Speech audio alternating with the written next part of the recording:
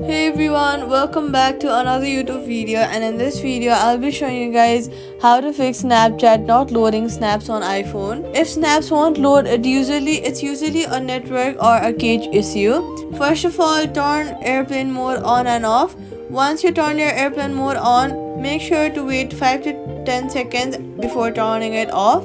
Next, force close Snapchat by swiping it off from the bottom of your screen and then swiping it away. If that does not work, in settings search for Snapchat, and then in settings search for iPhone storage, and then scroll down, find Snapchat, and then click on the offload app option.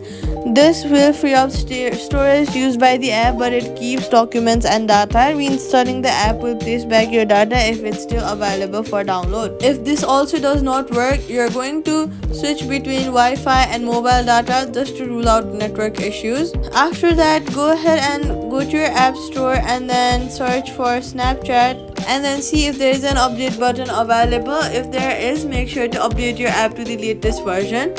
After that, safety tip: avoid using VPNs. Snapchat blocks some of them. Quick fix: log out and log back in, and that's it. Subscribe for more fixes.